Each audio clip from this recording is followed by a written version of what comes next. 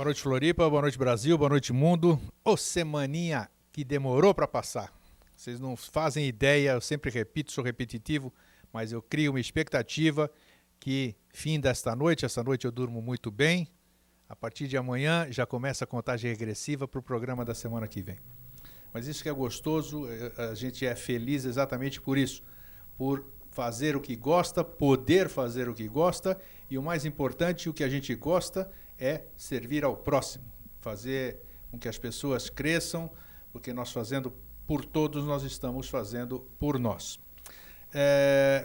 Essa semana eu gostaria de mandar um abraço lá para Fernanda Cafiero, que está nos prestigiando hoje aqui com a sua presença, com a presença do Marcos, está aqui no auditório, olha como se tivéssemos auditório no estúdio, o Vidão, a Rosicler, o seu Alvin, nosso irmão Alvin, que está lá em Brasília, ao lado da sua filha Selene, nos assistindo também. Fiquem bem, dê um grande abraço nessa capital maravilhosa, capital do mundo, né? Nossa Brasília. Preferimos vê-la pelo aspecto bom, né? Coração do mundo. Conforme disse o nosso irmão Jorge, aquele lugar foi o primeiro lugar no planeta a se solidificar, não Brasília, né? Aquela região do Planalto Central. E, pois bem, então, esse nosso abraço para todas essas pessoas que nos assistem todas as quintas-feiras. E eu estou particularmente muito feliz pelas pessoas que ultimamente eu tenho reencontrado. Eu já falei no programa anterior. Pessoas que eu não via, e parece que eu estou para passar daqui para o outro lado, né? Que diz que a gente começa a se lembrar de tudo, começa a reencontrar as pessoas. Se for, aquele abraço e vocês podem ficar tranquilos que eu vou estar muito bem do outro lado. Então, estou revendo muitas pessoas, eu estou feliz a beça por ver essas pessoas, né? Isso é uma felicidade muito grande. Falei sobre os exames que eu me submeti, os resultados foram bons, então só se for de surpresa, eu vou sumir e ninguém vai saber. Pois bem, eu trouxe o comentário que eu queria fazer. Esta semana, como eu já disse aqui outras vezes, nós tivemos o 1º de setembro, o primeiro dia do mês. E nós, já disse outras vezes, os gregos temos o hábito de desejar kalomina. Kalomina em grego significa um bom mês. Então todos os gregos, todos os dias primeiros de cada mês, desejam uns aos outros um bom mês. É uma forma bacana uma pessoa passar para outra os desejos de um bom mês. E eu fiz isso e foi maravilhoso. Por que eu digo maravilhoso? Porque assim como nós começamos a fazer com que você, telespectador, amigo, irmão, se acostumasse com o nosso até sempre, que a gente vê nos e-mails, vê nos cumprimentos, nas pessoas que a gente não vê, o Calomina também começou a pegar nas pessoas. Então recebi obrigado, essas pessoas passaram para outras, e assim foi, e assim que a gente faz. Por que eu estou compartilhando com vocês? Porque isso nós somos capazes de fazer. Não são os outros que transformam o mundo. Nós, com as nossas atitudes, é que transformamos o mundo. Uma ação de cada um, que nem o colibri, o beija-flor, no incêndio, que está lá dando a sua colaboração com o seu pouquinho de água, nós vamos fazendo isso. Agora, muito bacana, me senti super feliz por estar semeando e essa semente começar a germinar. Por outro lado, enalteço também, e não poderia deixar de cumprimentar, o outro tanto de pessoas que sequer deram a recíproca, me desejaram a mesma coisa. Perfeito, muito bom, mas o Calominas foi para elas também, e está dentro delas. Por que elas não passaram adiante ou não retribuíram? Não cabe a mim saber. Quem sabe um pouquinho de egoísmo, né? Mas não sou eu que vou julgar. Semana que vem, dia 12, no fim de semana, 12 de setembro, vou estar ministrando o workshop Terapia dos Fractais, mostrando os fractais, trabalhar com os fractais na integração do nosso ser, no nosso equilíbrio, ou seja, matemática pura no equilíbrio do nosso ser, sem abano de mão, sem tocar ninguém, absolutamente nada. É um trabalho que as pessoas por si só vão fazer. Sábado, dia 12 de setembro, no IZEM, no Instituto Zen. contato@isen.com.br, tá? Finalizando, essa semana também eu trouxe uma colinha hoje, porque tem um endereço de e-mail. Eu descobri aqui em Florianópolis uma comunidade de uma amiga, da Eliane, e me chamou muito a atenção, porque ela fez essa comunidade chamada no Orkut, Eu Faço a Diferença. Acesse essa comunidade. O que fala essa comunidade? Fala sobre o câncer de mama. É muito importante, ninguém tem câncer de mama nessa comunidade, mas exatamente tem 1.000 e tantas mulheres ali dentro, eu também me inscrevi na comunidade. É uma comunidade que faz uma profilaxia, uma prevenção, ensinando, explicando. E eu acho muito importante você participar, você mulher, e acesse www.cancerdamama.com.br. É melhor prevenir do que remediar. Aí, assim sendo, e antes que meu convidado durma, de que eu falo bastante no começo do programa, eu trago aqui para dar continuidade ao tema que nós iniciamos a semana retrasada, a função oculta das glândulas endócrinas. A repercussão foi muito grande, muitas pessoas escreveram, muitas pessoas se entusiasmaram porque começaram a ver a explicação e nós só fizemos a introdução. Não foi isso, Jorge? Boa noite. Foi, boa noite. Você tá bom? Tô bom, tô ótimo. Só permite só um comentário, que eu não durmo, né? A melhor parte de quinta-feira é ficar escutando. Ele sempre... E quando eu fico escutando atentamente, ele diz que eu vou dormir. Não, é uma forma de expressar. Você sabe que eu sou brincalhão, não, né? E aqui sei, a gente se diverte. Não, né? o que, assim, se a gente fizesse assim, a gente viesse para conversar sem assunto, e daí você faz a introdução, e a gente fosse comentar esotericamente a introdução que você faz, dava o programa inteiro e ainda faltava. Isso não tem a menor dúvida. Olha só. Da semana passada você falou dos teus exames, tem coisa para comentar. O que você falou agora da questão da comunidade com relação ao câncer de mama, tem uma coisa muito importante que a gente pode falar a respeito. Tudo que você falou, né, nesses 9 minutos, dá para a gente pegar o fio e dali a gente pegar e discorrer 1 hora aí sobre cada tópico. Não, mas isso que é o importante, o bom, o gratificante da gente poder estar falando sobre temas que interessam a todos, né? Que acrescentam, né? Então tá, já estamos naquela câmera. Bom, antes de a gente continuar, eu passar a palavra para o Jorge. Se você tiver dificuldade se você achar que o nosso som está ruim, o áudio, ligue para 3222-1137 e reclame. Estamos com um microfone nós estamos com o de microfone reserva aqui. Senão nós vamos aí, fazemos o programa por telefone para você. Tá bom? Vamos lá. Jorge, onde é que nós...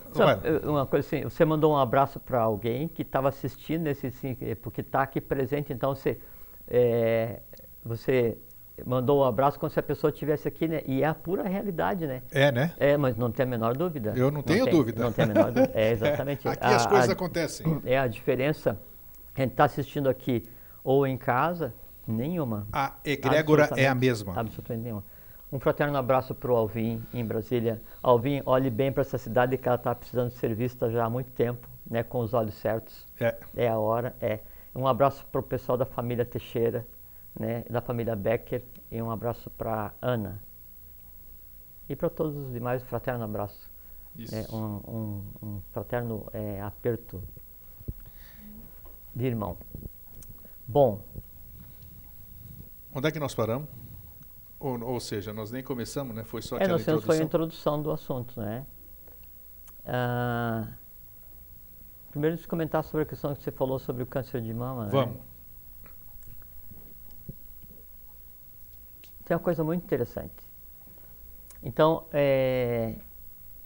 hoje, dentro daquele processo de descascar, tirar as camadas da cebola, a gente vai avançar um pouquinho mais, sabe?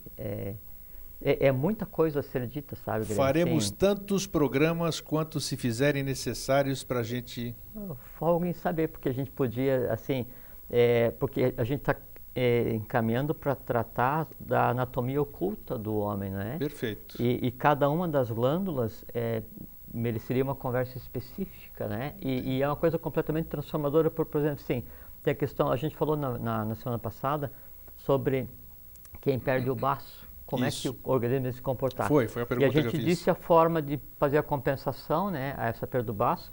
E quando você perde o baço ele tem sempre o correspondente vital, ou o etérico, né, a contraparte dele. Aí ele assume as funções, mas não totalmente como o baço físico, né. Então a gente comentou algumas coisas, hoje a gente comenta mais a respeito. Com relação especificamente ao câncer de mama, é uma coisa muito importante.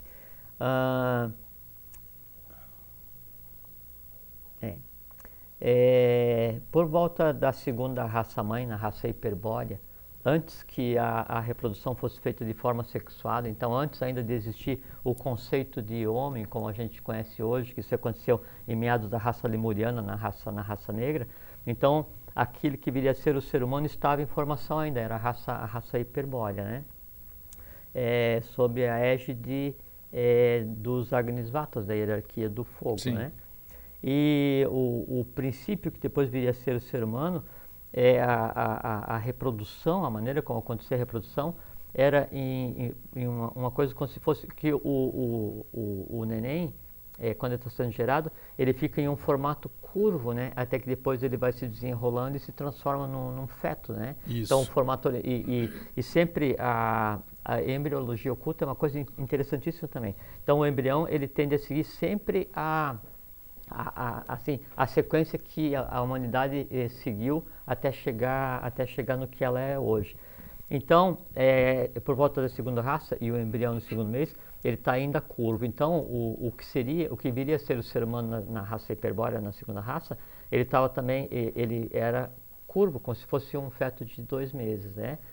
E o órgão de reprodução daquele ser vivente, né, que tinha consciência exteriorizada, ainda consciência externa, que viria depois a ser um lemuriano ou um cíclope, ainda no início, né? Ele se reproduzia por uma espécie de um tubo, então ele fazia seus semelhantes por uma espécie de um tubo que circundava esse ser, né? Com o passar dos anos, né? Anos. Sim. Põe anos milhões nisso. de anos, né? Então, aquele tubo que era o tubo que fazia a geração física, né?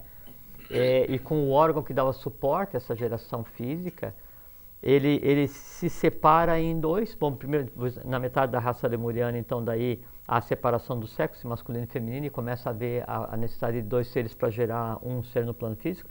Mas esse órgão que antes, então, era o órgão sexual por excelência, né, e que tinha as glândulas que davam suporte a essa criação, ele desempenha uma função ainda hoje no organismo, que é onde a gente gera a voz, né, que é a faringe. Sim. Então, a faringe ficou com a função da geração verbo, geração voz, né? E as gônadas ficou com a função da geração física complementar. As tireoides e paratireoides era quem dava vitalidade para a geração física antes. E hoje elas dão a vitalidade para toda a distribuição de energia. E se ligam intimamente à vitalização do timo. E o timo, junto com a pineal, né, e pituitária, é que dá todo o desenvolvimento espiritual e físico do ser humano. E o fluido que alimenta o timo, ele é compartilhado pelas glândulas mamárias. Então, a mesma essência que alimenta o bebê, né, que é a essência da pureza, né, ela passa pelo timo e vem do timo, e a pureza da mãe passa para o bebê. Então, todo o processo de amamentar, que tem as glândulas mamárias, ele é um processo elétrico que tem a ver com a própria projeção do espírito na matéria. Puxa. De onde vem a propensão, então, ao câncer de mama? Voltando à origem desse início de conversa. Exatamente a convulsão, em termos de emoções, que possa estar permeando a vida da mulher. Quanto mais harmônica, quanto mais pura, quanto mais tranquila for a vida da mulher, o dia a dia da mulher, o que ela plana, o que ela pensa, o que ela cria, o quanto ela consegue se expandir, maior é o fluxo de pureza, né, das glândulas mamárias para o timo e para o bebê que ela tenha gerado. Isso fica nela e jamais ela vai ter algum problema qualquer desse tipo. Então, a solução para que isso não aconteça é a mulher se manter rígida do ponto de vista mental, do ponto de vista de criação emocional. Saúde mental e guia. Aí cabe a pergunta, já que nós estamos falando de glândulas, né? Já que você falou da glândula mamária, e quando a mulher chega no climatério, e o homem também na sua andropausa, podemos dizer assim, a diminuição do hormônio, feromônio na mulher, testosterona no homem, causa, segundo a medicina tradicional, essa diminuição de hormônio, a não reposição dela, ou até a própria reposição, pode causar exatamente isso. Na mulher, o câncer de mama, e no homem, o câncer de próstata. Aonde está, então, por gentileza, você já entendeu o que eu quero dizer? Sim, já entendi, já sei. assim, que coisa mais interessante que são esses assuntos, né? Você falou da questão da próstata, né? E é a coisa assim, interessante que daí, quando houve a separação do sexo, né? E na terceira, sobre a raça da raça lemuriana, né? O que seria o útero naquele que virou o que a gente conceitou como o homem, o aspecto masculino, Isso. é a próstata. Exatamente. A próstata é o correspondente do útero, né? No homem, né? Aí o problema, e veja que daí nesse caso, né, é um problema tipicamente elétrico, né? Porque a próstata, ela alimenta eletricamente o processo de criação, que vai ter aí o apoio vital do baço, né? E não do esplênico, nem do raiz, para gerar fisicamente. Da mesma forma como a mulher, ela eletricamente a cada 28 dias faz uma forma, que é o que vai dar a densidade daquele ser que virá a nascer. Quando nós somos gerados, paridos, né? Então todo esse complexo entra em ação e nós nascemos, recebemos vitalidade, recebemos energia para agir por 49 anos da forma como a gente bem entender, sem precisar... 7 ciclos de 7. 7 ciclos de 7. Né? E dentro desses 7 ciclos de 7, cada ano repete exatamente a cosmogênese. Então, se você vê o que acontece com você no ano 1, no ano 8, e em seguida, todos eles, é exatamente o que acontece com a primeira raça raiz, com a segunda, terceira. Então, você sabe exatamente qual é o comportamento de um adulto de 37 anos no 7º mês daquele ano, só vendo o que acontece na raça equivalente, que seria, no caso, a quinta raça já desenvolvida. Quando chega depois dos 49 anos, até que tem uma glândula, que é a glândula da pureza, que ela permanece ativa até a volta de 12 anos, e a ciência é muito engraçada, né? Porque a medicina diz que quando chega em 21 anos, o timo ele está em ponto de extração, porque não tem função nenhuma, né? E na verdade ele permanece assim ativo o tempo inteiro. O que acontece com ele é que ele reduz a atividade, né? Então, quando chega por volta de 12 anos para 13 anos, o timo reduz a sua atividade, né? E entra em ação um processo de busca de equilíbrio autônomo do ser humano, para ver se ele vai equilibrar a energia que está sendo gerada, energia para criação mental e criação sexual. Quando chega depois, e o timo, então, ele volta a ter possibilidade de estar potencialmente ativo depois dos 49 anos. O timo. E na verdade, todo o sistema glandular, né? Mas o que acontece? Dos 49 para frente, é o faze por ti que eu te ajudarei, né? Então, você já devia ter consciência desse processo, um autoconhecimento suficiente, um conhecimento dessa transformação da energia cósmica em energia humana, que é o que as glândulas fazem, né? O que acontece, para que você começasse a autogerar energia. Então, você primeiro, no zero, né, no nascimento, você é um filho da mulher, né? Um filho da tua mãe e do teu pai, um filho do karma, um filho da vida, um filho da lei, é um filho de todo mundo, menos um filho de você mesmo. Quando você chega nos 49 anos, então você devia ser um Dvija. Dvija, D-W-I-J-A, é um termo em sânscrito, quer dizer o quê? É o duas vezes nascido, é o nascido de você mesmo. Como você é nascido de você mesmo, então, com 49 anos, o timo, pineal, pituitária, baço, pâncreas, tireoide, paratireoide, todo o teu sistema glandular, que é a tua comunicação com o universo, ele devia estar zerado, né? E produzindo daí já não mais os hormônios ou as substâncias naquela base mais densa de quando ele foi gerado fisicamente, mas já tendo passado por 49 anos, produzindo hormônios e produzindo substâncias já com consciência, porque parte do trabalho da existência humana é da consciência ao reino mineral que em nós habita. Aí, então, quando passasse por esse processo que se chama de menopausa, ou andropausa, ou que nome se queira dar, eu já deveria estar em condições de autogerar não mais aquela substância, né, que eu gerei quando eu era criança ou até determinada idade, mas eu geraria uma substância diferente, mais sublimada, mais sutil, e que seria apta e suficiente para uma glândula também sublimada e mais sutil, porque daí todo o meu organismo teria que acompanhar esse processo. Como não acontece, cessa a geração e você tem que mecanicamente fazer compensação. E daí também, então, por que não acontece? Por que não acontece? Que também faz parte do juvenescimento, né? Do rejuvenescimento. Né? Ou da permanência do eterno jovem. Porque aos 49 você pode continuar, em vez de você envelhecer, se tornar cada dia mais jovem.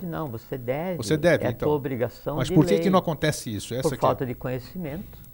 Puramente isso, porque o correto é você ficar como o adolescente das 16 primaveras. Né? E o adolescente das 16 primaveras é o nome que se dá uma categoria, né, que é muito conhecida nos meios ocultos, que são os Kumaras. Sim. Então, o adolescente de 16 primaveras, ele é o Kumara. E por que o adolescente de 16 primaveras é a idade kumárica? Porque em 16 ele fez 7 anos da primeira raça bórea, fez 7 anos da raça hiperbórea, ele está na segunda raça, segunda sub-raça da raça lemuriana, antes de haver separação do sexo. Então, ele é íntegro em consciência e vitalidade. Mas como é que ele vai saber isso aos 16 anos? Não, ele não sabe. Seria interessante que ele soubesse. Não, ele não sabe. Nem os que os que vinham, né, para trabalhar em função da humanidade têm essa consciência dos 16 anos. Ninguém tem, né? Só que daí, depois dos 49, então se deveria ter condição de, já adquirindo consciência, já tendo levado uma vida em função do conhecimento, entendendo o mundo externo e o mundo interno, o seu próprio, né, e você ser senhor da sua própria vontade e dos seres que você gera, então você entrar num processo em que você consegue resgatar aquele estado, né, de vitalidade de um Kumara, né, mas com a consciência já de um Dvija, de um 2 vezes nascido. E aí então, por que não funciona a inserção mecânica de substância? Porque a inserção mecânica de substância, ela vem sem consciência. É verdade. Ou é a substância do reino animal, ou é a substância do reino mineral. É uma coisa sintética também, né? Exato. Só que ela vem sem ter perpassado, sem ter convivido com o ser humano, sem ter convivido com o gênero humano. Então, aquele mineral, ele não tem consciência e ele vai agir na camada mais básica da tua existência. E você já está diferente, que você viu 49, 50, 60, 70, 80 anos, quanto seja. Tá, muito bem. Ótimo, então. Ótimo, perfeito, até aqui. Então, vamos dentro do assunto, e já falamos que não temos prazo, né? Se ficar 5, 6, 7 programas, não importa, nós vamos... Não, então agora vamos... Não, só para... Vamos começar, então, o programa. Vamos começar, mas deixa eu fazer a minha perguntinha aqui. Tá. A minha colocação. A gente está fazendo a segunda introdução. A segunda introdução. Pois bem, como é, então... Antes de a gente entrar falar sobre cada glândula e todas essas coisas, que esse processo, o processo vamos chamar de envelhecimento das glândulas, todos nós conhecemos, através de literatura, tudo isso aí que todo mundo sabe. Como fazer, então, para que aos 49 anos a pessoa já é muito adulta, já viveu, já tem cultura, já teve oportunidade de uma coisa e ainda é uma neófita em termos de aprendizado, mas tudo bem, ela já tem... Alguns sim, alguns não. Alguns não. Então, falando de uma forma geral, como as pessoas podem começar a se modificar, que nunca é tarde, né? O que é tarde perante o sempre que a gente sempre fala aqui? Não existe. Então, como mudar esse tipo de coisa? Como ter uma consciência? Não adianta eu falar, minha pineal hoje, eu vou mentalizar você e você vai me responder, eu vou ter a terceira visão, não sei o que, não sei o que. Nem dá. Então como? Como? A gente falou isso aqui até os 49 e como fazer? Mas assim, uma coisa fique bem Tá claro... Tá certo que não é mágica também, claro. E uma coisa fique bem clara, assim, não é que você tem que esperar chegar, daqui a tantos anos eu vou fazer 49, daí eu vou me preocupar. Não é. Não, claro que quem 49 vai começar 49 antes. Você já usou os 7 estágios do foguete e ou você tem energia para continuar ou você cai. Perfeito. Né? Exatamente isso. E você não tem nada mais simples para perguntar, você só quer saber como. Como? Coisa, pergunta simples. Eu sei.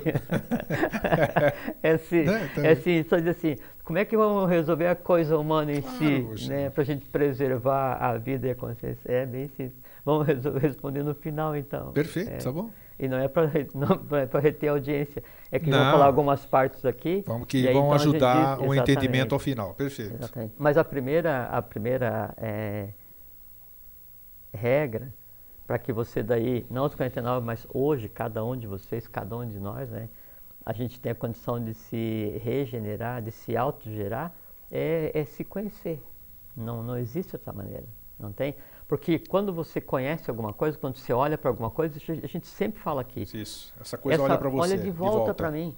Se você vai se instruir, né, sobre a pineal, a pituitária, a tireoide, paratireoide, sistema de chakra, não sei o que, antropogênico, cosmogênico, tudo isso olha de volta para você.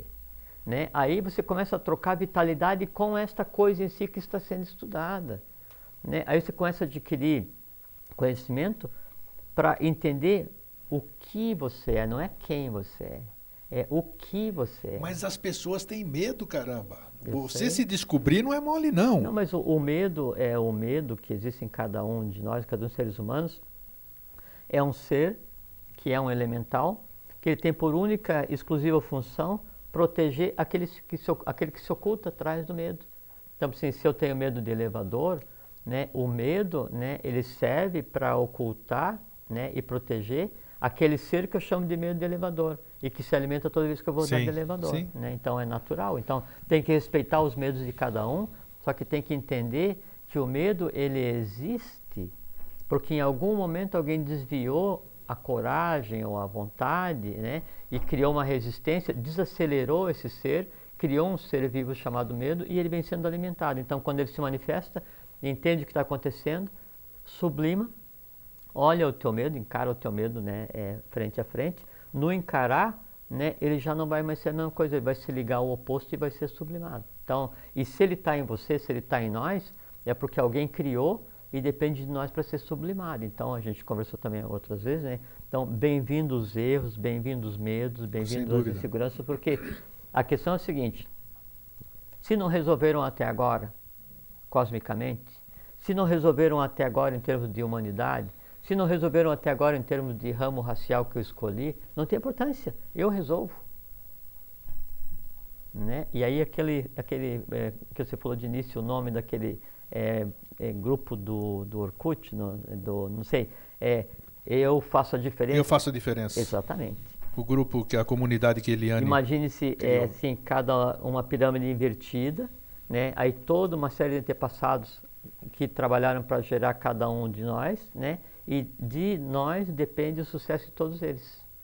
Né? E a gente tem que passar para frente, não o fracasso, ou a impossibilidade, ou a não conformidade. A gente tem que passar para a geração seguinte o sucesso, porque nós estabelecemos uma camada de isolamento, né, entre a forma como a humanidade vinha sendo conduzida, a forma como os seres humanos encaravam a vida, né, até agora. Agora nós estamos olhando todo o invisível de frente, né, e para frente daí nunca mais vai ser a mesma coisa. Tá? Bom,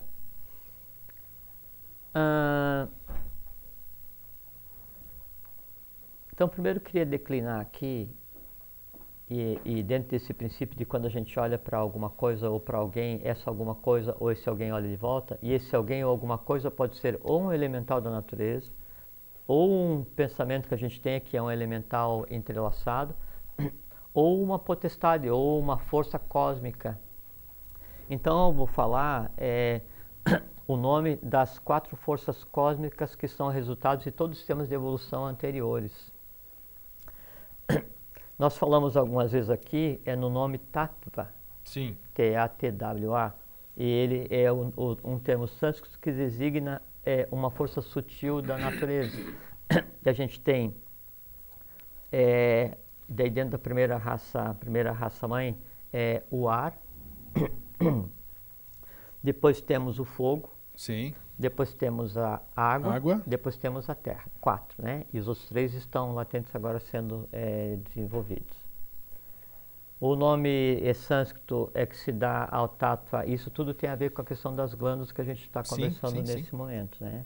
Então, o nome que se dá para o tattva do ar é Vayu. Vayu, sim, já falamos aqui. Sim. E Vayu, ele é um ser, né? Ele é um tattva cósmico, mas ele é um ser e ele tem nome. O nome cósmico de Vayu é Itabalalai. Sim, já falou uma vez aqui. Falei só de Itabalalai. Isso. Aí tem o segundo elemento que daí faz fluir a coisa cósmica. Só fazer uma parte para... Quando você diz o Itabalalai, por exemplo, o fato de você dizê-lo... É isso mesmo. É isso mesmo, né? É isso mesmo. Então tá. Você está se colocando em contato e quando eu falo o nome desse ser, ele é o resultado evolucional que gerou uma força cósmica que atua a nível intracelular, além de atuar cosmicamente, mantendo o próprio conceito que a gente chama de universo. Porque às vezes o telespectador pode estar se perguntando por que vocês falam esses nomes lá? Então a pergunta foi... Não, são nomes que, na verdade, sim, é como se fosse, não, é uma coisa preciosa, é uma coisa oculta que daí nós estamos repartindo com vocês. Isso. Só ouçam, né? No ouvir e quando eu ouço, né, ou quando eu vejo, entra em ação um tattva que ele replica, ele pega o que está sendo ouvido ou o que está sendo visto, né, e faz uma imagem, né, e essa imagem que eu crio mentalmente usando o tattva do fogo, ele se conecta com a coisa em si, nem mais nem menos. Seria uma viagem cósmica, né, onde se conecta com a origem das coisas pelo simples fato de ouvir o nome, ou ver o nome, ou ver o ser, ou sentir, ou esse tipo de coisa assim. E aí a coisa acontece. Assim, sem dúvida. A gente remexe o universo, né? Então, a primeira força cósmica daí tem o nome de Tabalalai ligado ao ar, a Vayu. Em seguida vem a segunda existência, o segundo sistema planetário, e a segunda raça-mãe, que daí é ligado ao fogo, que são os Agnisvatas, né? E aí o fogo tem o nome, chama Tejas Tattva, né? E o nome cósmico de Tejas Tattva é Asbalsamur. Asbalsamur. Asbalsamur. Depois, em seguida, vem o terceiro elemento cósmico, terceira força da natureza, o terceiro Tattva cósmico, que é a água, Apas, né? E é a hierarquia dos Barixás que antecedeu a existência na Terra. E o nome cósmico da água do Tattva cósmico água é Ambalmari. Ambalmari. Ambalmari. Depois vem o quarto sistema, que é o que a gente habita hoje, com o quarto Tattva, que se chama Prithvi, em sânscrito, e tem o nome cósmico de Urbaltara. Urbaltara. Isso. Então, nós demos o nome dos 4 seres, que são as 4 forças cósmicas que regulam e criam e distribuem e orientam toda a coisa universal que se transmuta e existe em cada um de nós. Consequentemente, tem a ver com as glândulas. Depois disso nós temos daí mais 3 tátuas, né, que ainda não tem nome, que estão em desenvolvimento, em consolidação, dependendo do gênero humano. Quando nós falamos sobre os 7 elementos, seriam os outros 3 que nós já abordamos? Os outros 3, perfeito. Sim, seria o Akasha, que é o 5º elemento, a Anupadaka, que é o 6º elemento, e Adi, que é o 7º elemento. Sim. E todos eles correspondem aos 7 pontos de conexão do homem com o universo, que a gente chama de chakras, né? Que é o básico, que é o esplênico, o umbilical, o cardíaco, o laríngeo, o frontal e o coronal, né? Na razão do ouro até o chumbo. E cada um desses daí tem ligação com os tátuas e tem ligação com a própria cabeça do ser humano, onde tem as 7 partes, né? Narina direita, narina esquerda, ouvido esquerdo, ouvido direito, olho esquerdo, olho direito, na razão. Ar, fogo, água, terra, aí a caixa, a Anupadaka e o Adi, que é o 7º, aí a própria ligação que vai desde o coronal, pega o sistema cépulo-raquidiano, o sistema cérebro-espinhal, até o cóccix. Essa é a composição oculta, né, dos olhos, nariz e ouvido, né, com os elementos cósmicos da natureza e como que eles se manifestam. Donde se percebe que, se você prestar atenção nas narinas, porque cada uma funciona em separado, né? Não são as duas que funcionam juntas. Você não respira olhos, pelo... Nunca. É só na transição, que daí você está em estado de Sushumna. E por exemplo, assim, no Egito, e a gente toma como base o Egito, mas no Egito, Atlântida, quem dominava os poderes ocultos da natureza, então a criação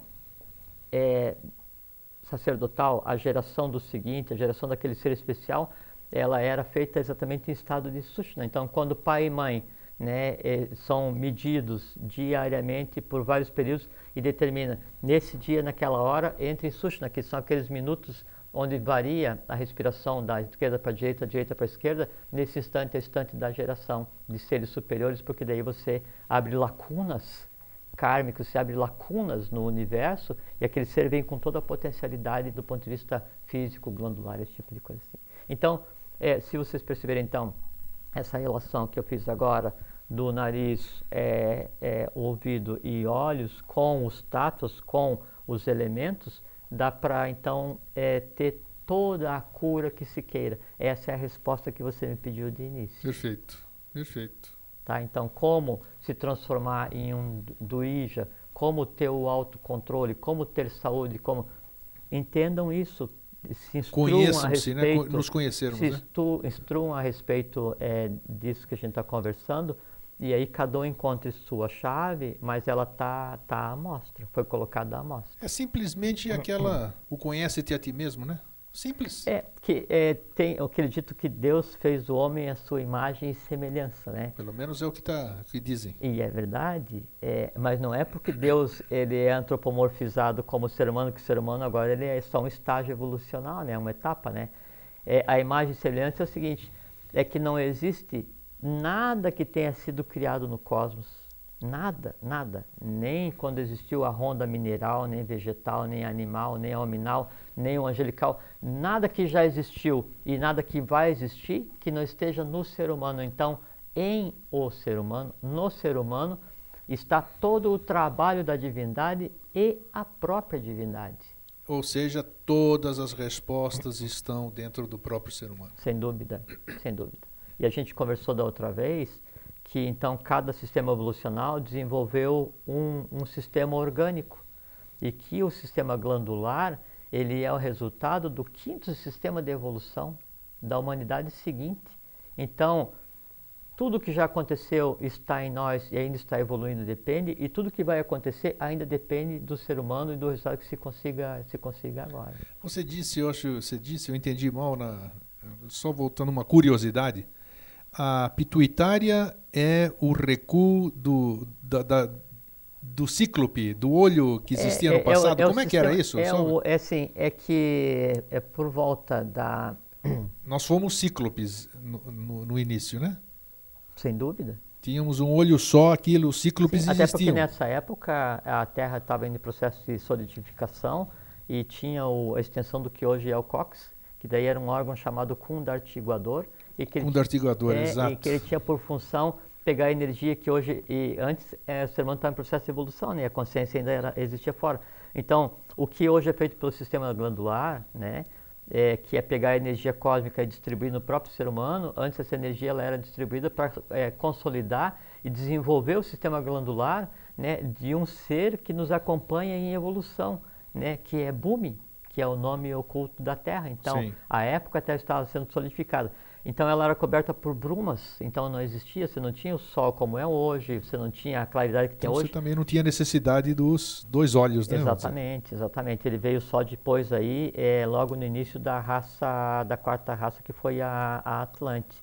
Então você tinha esterilizado um órgão, que a gente chama de olho num sentido simbólico, né? Mas realmente ele era na testa, ele era a extensão, né, o contato do mundo visível com o invisível, né, do físico com o não físico, né, e aí ele servia para satisfazer necessidades de criar, de se transportar. Todo o poder emanava, né, desse órgão. Com o tempo ele foi sendo introjetado, né, e aí ele se distribui no sistema pineal pituitária. Perfeito, então era isso mesmo. Então. É isso mesmo. E então...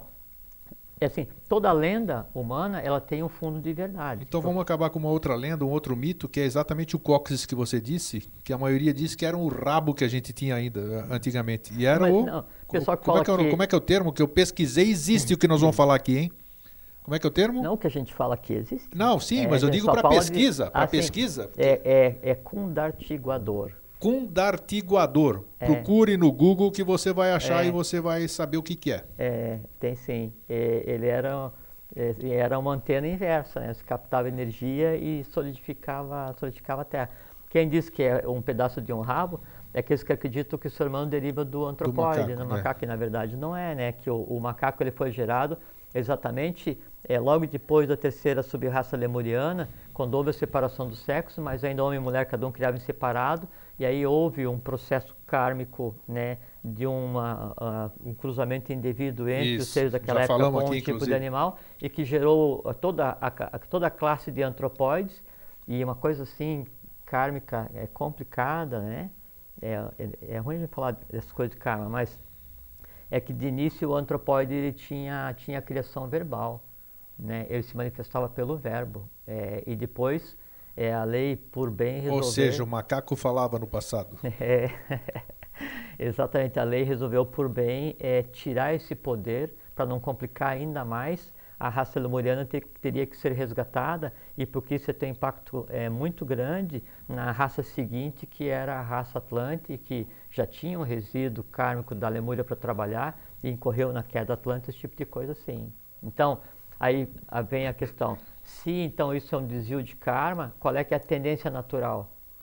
É que dos antropóides não reste nenhum, porque daí se resgatou o karma desse evento, dura lex sed lex. Isso aí. O karma é uma coisa muito legal, e ele regula, né, a existência do humano e do divino, ele regula o próprio plano físico, né? É assim que acontece. Já falamos algumas vezes aqui, eu acho que enquanto a gente puder, né, nós vamos falar outras tantas, que já exploramos essa palavra karma, se é que a gente pode... Exploramos no bom sentido, mas há muita coisa a se falar ainda sobre isso, desmistificar e desmitificar sobre isso.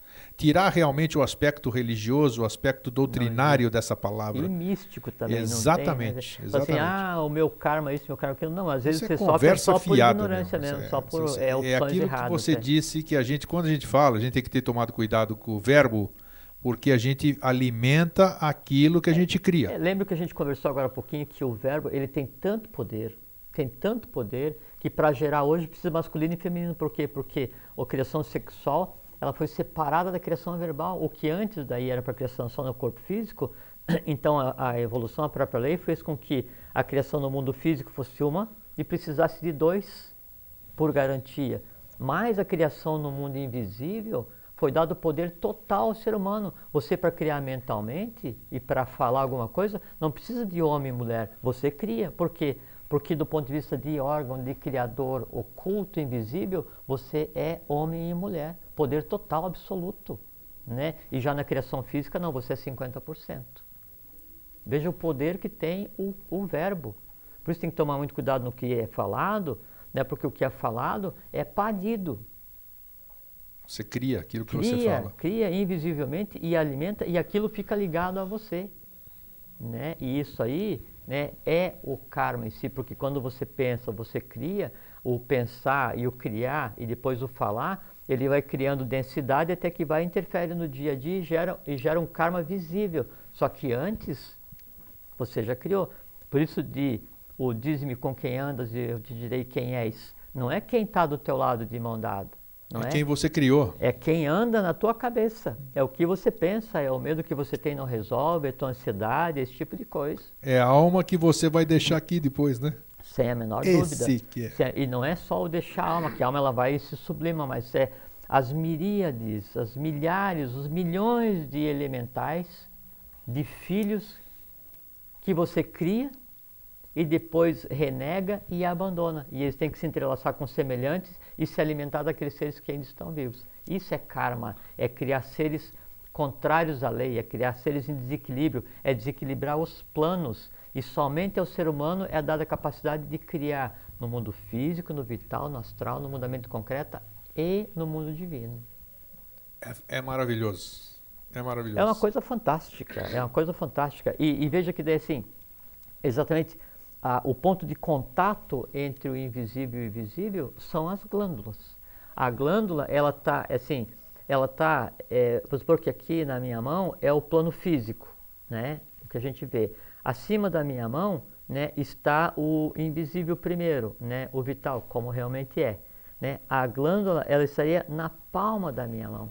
Sim. Aflorando na palma da mão, porque ela é o contato entre o visível e o invisível. Nas glândulas, no sistema glandular, opera não os elementos, o que a gente chama de hormônios, essas substâncias. Não. Através das glândulas, né, opera no ser humano todas as inteligências criadas anteriormente. A gente fala assim, o cálcio vai regular a questão dos ossos, a tireoide vai regular a questão da pressão, né, a pituitária vai regular o crescimento e a parte externa. Só que daí quando você fala assim, o cálcio, o ferro, o fósforo, né, o iodo, o que é o cálcio?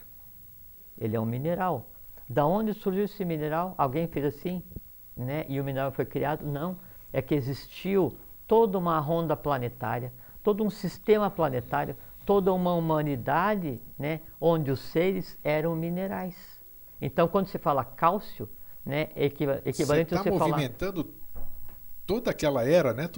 Sim, e quando todo você, reino, e quando você se assim. refere ao cálcio, é exatamente igual você se referir a um Dharani, a um Dhyani, a um Kumara, a uma Makara, porque ele é um representativo, resultado evolucional de todo um ciclo, né, do reino mineral, né, que gerou um Buda, né? E aí esse resultado evolucional, ele está presente no ser humano, equilibrando a pressão, ativando o coração, fazendo bater aqui, dando movimento ao intestino, dando lubrificação ao útero, fazendo com que o parto aconteça, oxigenando.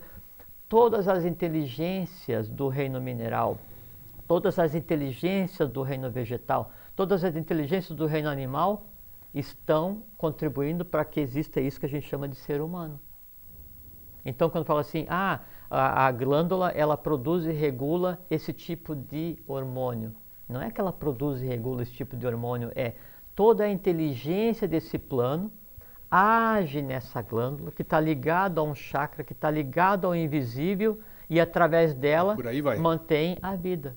Né? Eu sei, não, vou tirar essa glândula, certo, para de funcionar. Vou tirar essa outra, coração para. Então, não tem parte do ser humano que possa ser extirpada, que possa ser tirada sem a natural decorrência kármica, né? Numa coisa que a gente chama como morte. A introdução está maravilhosa.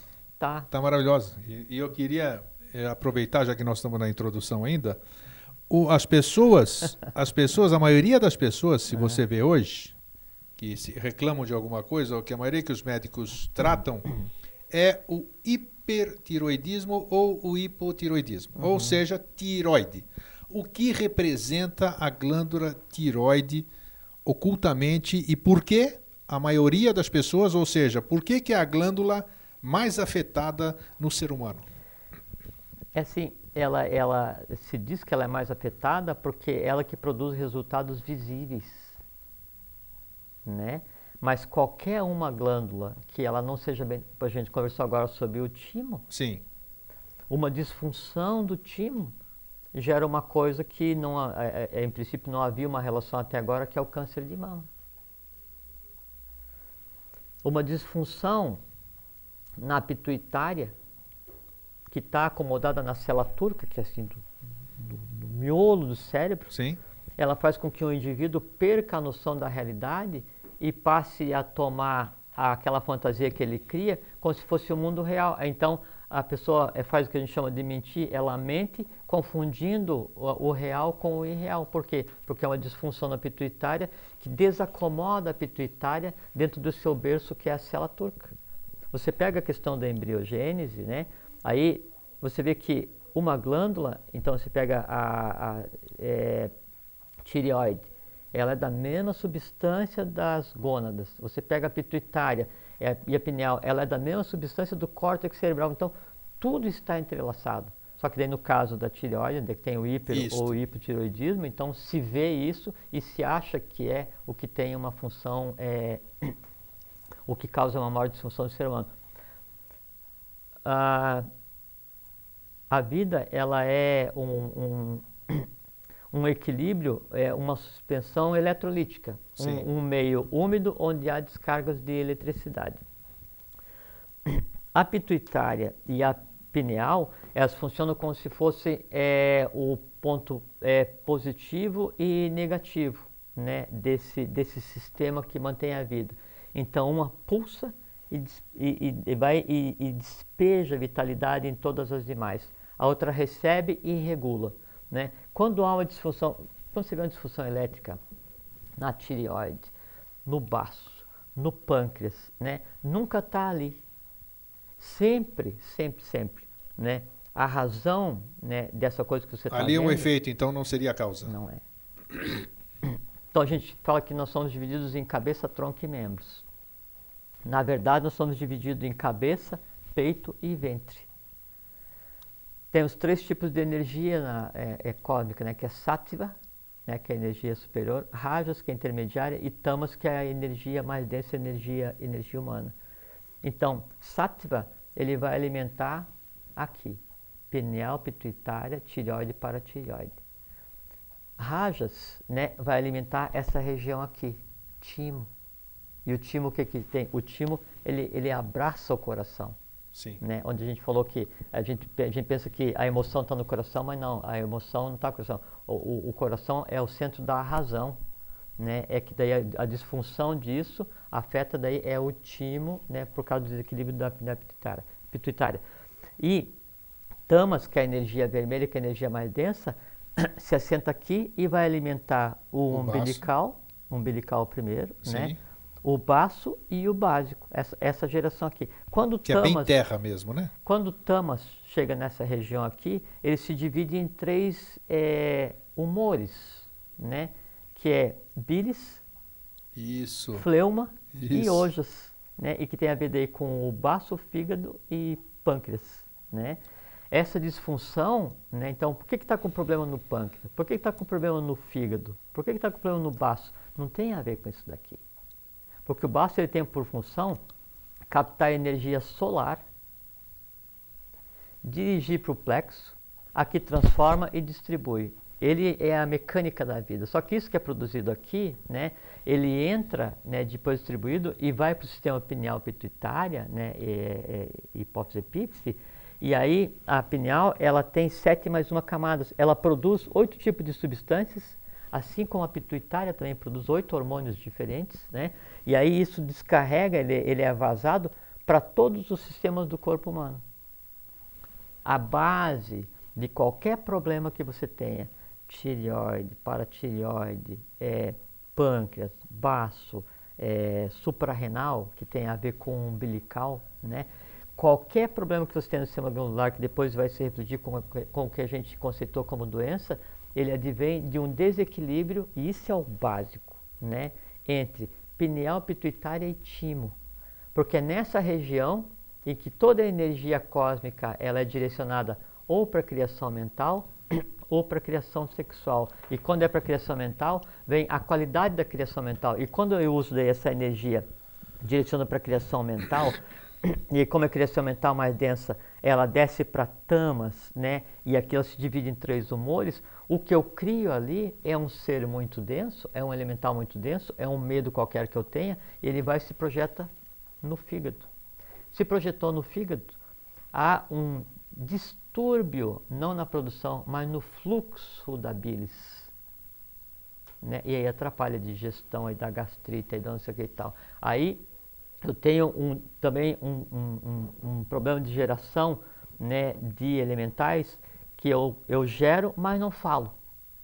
Aí eu não uso a força que está na tireoide, na paratireoide, para ativar o laríngeo ou vishuddha, que é o nome do chakra em sânscrito, e aí eu não verbalizo.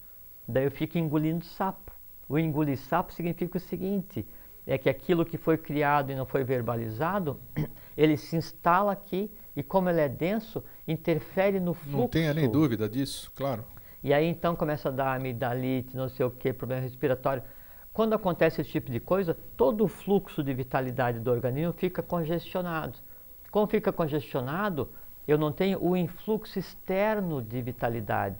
Lembra daquilo que a gente conversou sobre o pulso do sol oculto, que a cada 11 anos ele faz sístole, diástole, ele manda a vida, e essa vida que é prana, ela vem, e através daí do sistema glandular e dos chakras, ela se instala e contribui para que então o ser humano, que é um ser representativo, é um conglomerado que tem todas as existências anteriores, ele entenda o que está acontecendo. Quando isso não acontece, entra-se no conceito de doença. A doença, ela tem uma função muito interessante, que assim, ela isola o ser humano do meio. Quando ela isola o ser humano do meio, começa um processo quase antropofágico. Começa a se alimentar das próprias energias. Quando começa a se alimentar das próprias energias, todo o sistema glandular ele começa a trabalhar mais devagar. Nada funciona. Quando o sistema glandular não funciona, os elementos, né, sutis que são gerados para alimentar os chakras, né, e que daí proporcionaria a entrada de uma vitalidade nova, começa a desacelerar. Quando começa a desacelerar, começa a ficar fragilizado o organismo. Começa a fragilizar o organismo, os outros conceitos de doenças, os outros elementais vêm e aí se instalam no baço, né, no bichuda, no anahata. A degeneração. Aí você entra num processo de doença onde você depende de um elemento externo, você tem que tomar uma alopatia até que esteja em condição de se refazer. Só que o se refazer, antes de eu pensar no corpo físico, eu tinha que me refazer mentalmente. Sem dúvida. Estou doente, sim. Primeira coisa. Doente não. Eu estou com manifestação de um conjunto de seres que eu chamo de gripe, amidalite ou o que quer que seja, não é? Então, onde se manifesta? Aqui, aqui, aqui, no ouvido, no olho. E por que se manifesta aqui? Né? Então, por que eu tenho...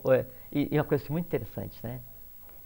Então, chega em determinado momento da vida, então todo mundo começa a ficar com o chamado olho cansado. Isso, presbiopia. Começa a perder a visão, né? Lembra que a gente conversou no início sobre a questão de quem interfere, quais são as forças que interferem nos dois olhos, né? Só isso, né? E o que a gente já conversou aqui, do ver a coisa da maneira adequada, já devolve a visão. Olha só. Deixa eu fazer a pergunta da Miriam aqui, que isso aqui já está dentro do que você está falando e é bom. Puxa.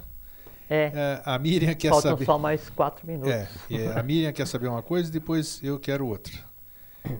A Miriam pede para você, a Miriam da Agronômica pede para você explicar melhor o que se quis dizer com cuidar do pensamento. Miriam é assim. Então, nós nos alimentamos fisicamente. Aí o resumo desse alimento, ele vai para o sangue em formato de plasma. Aí esse plasma que está no sangue, o sistema circulatório, em contato com o sistema respiratório, daí via prana, oxigênio, ele vai gerar uma energia que a gente chama de energia luminífera. Essa energia luminífera, ela é direcionada pelo sistema glandular, pelo sistema nervoso, para o sistema céfalo-raquidiano, que é o sistema cérebro-espinhal.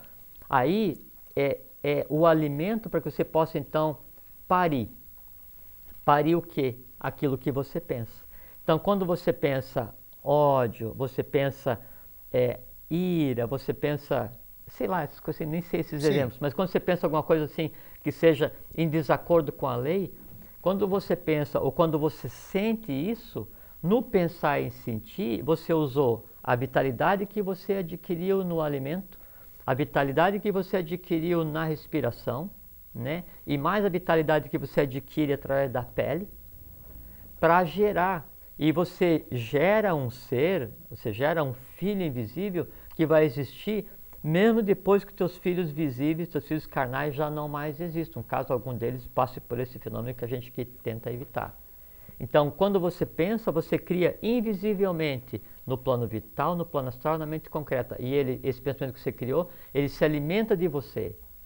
E ele vai tentar repetir, vai tentar fazer com que você repita aquele fato que o gerou. Então, se você tem raiva, ou se você não gosta de determinado fator, esse pensamento que você teve de ódio com relação àquilo vai se entrelaçar com outros e fazer com que a coisa inteira se encaminhe para que aquilo aconteça de novo. Por isso que se diz, quanto mais eu rezo, mais assombração me aparece, ou uma desgraça nunca vem sozinha, esse tipo de coisa assim. Isso tudo é porque as pessoas desconhecem o processo. Óbvio que quando você cria alguém, esse alguém, para sobreviver no astral, obrigatoriamente, ele tem que dar a mão para o igual. Você odiou, né, uma ameixa que estava estragada, esse teu ódio da ameixa estragada vai dar a mão para o meu ódio da ameixa estragada, mas também vai dar a mão para aquele que odiou mortalmente alguém em determinado momento. E aí esse ódio, ele transborda a vitalidade, daqui a pouco você não odeia mais só a ameixa, você odeia a ameixeira, você odeia quem plantou a ameixa, você odeia quem come a ameixa e não entende por quê. Muito simples, porque esse ódio precisa viver e ele se utiliza de você para sobreviver. Então, uma coisa muito simples é assim, você não pode ter um pensamento que você não queira, o pensamento não é autônomo. Você não pode ter um sentimento que você não queira, porque o sentimento não é autônomo. Você tem que sentir porque quer e pensar porque quer. Então, pense no que você vai sentir, pense no que você vai pensar. E, principalmente, pense no que você vai dizer. Porque quando você pensou e não falou, sentiu e não falou, você tem poder sobre esse ser que você criou. Quando você pensa ou sente e fala, você deu ao mundo esse ser, e aí ele se entrelaça com os demais. E todos eles se alimentam de você. Então você está dando vida para pensamentos indesejados e sentimentos indesejados, e sem função lógica, do ponto de vista de lei, do ponto de vista de cosmos. Por quê? Porque um pensamento indesejado, uma emoção indesejada, a tendência dele é ser sublimado em algum momento. Só que até que ele seja sublimado, você gastou vida para alimentá-lo. Muito bem. Está explicado então, né, Miriam? Eu ia fazer a minha pergunta, mas não vou fazer. Vai ficar para o próximo programa, que a introdução continua, né? A minha pergunta, que vai ficar para o próximo programa, mas... Se você perguntar, eu vou responder. Se você perguntar, eu sou obrigado a responder. Então, rapidinho, tá bom, que nós já até passamos. Essa história é interessante, esses métodos que existem e que dizem que você desenvolvendo a sua glândula pineal, você desenvolve a sua paranormalidade, ou seja, você se altera, você adquire ou desenvolve os dons que são seus e que você não sabe usar. É verdade ou é mentira? Se você me der um avião para pilotar hoje e eu não sei pilotar, né, eu vou fazer o que com esse avião? Derrubá-lo. E vou prejudicar os outros, além de a mim mesmo. Isso. É isso aí. Está respondido. Pronto. Deu, seu Fernando? Ainda fala mais um pouquinho? Tá. Um minuto? Então tá bom. Bom, então vocês já perceberam, eu também já percebi. Então, só complementando, já que tem um minuto, assim, é que é possível, mas eu pergunto, para que você quer clarividência? Para você enxergar coisa que você não quer enxergar. No astral, quando na verdade a gente tem que buscar clarividência mental. E a clarividência mental é aquilo que te dá acesso ao local onde está todo o conhecimento e não diversão no astral. Para que você quer clareaudiência, desenvolver a pituitária para ouvir o invisível do astral? Você ia ficar prejudicado. Você tem que ouvir o invisível, que é a voz do silêncio. Aí sim. Só que para esses, clarividência, clareaudiência, telecinese, todos esses poderes que são os CIDs que se deve desenvolver só para existências futuras, mesmo que você desenvolvesse agora, tinha que ser usado para o bem, para a lei. E sempre assim, porque mesmo um poder, ele tem 7 camadas. Mesmo a clarividência tem 7 camadas. Mesmo a clareaudiência tem 7 camadas. Aí você vai desenvolver para quê? Essa é a pergunta, né? E no momento é completamente necessário. E quando você conseguir entender o para quê tem que ser desenvolvido, você vai perceber que não precisa, porque ele já está em você e a seu tempo você vai usar, assim como você usa hoje a audição. Porque chegou um tempo da evolução humana em que a audição, a fala, o tato, a visão não era nem conjecturável, porque não existia. Com o tempo se desenvolveu e hoje é utilizado e mal utilizado. Perfeito. Então vocês já sabem, daqui a 15 dias nós continuamos com o tema a função oculta das glândulas endócrinas. Jorge, obrigado. Obrigado a você. Um grande abraço. Um grande abraço a você. E até sempre. Até sempre. Um fraterno abraço a todos. Fiquem em paz. Pax.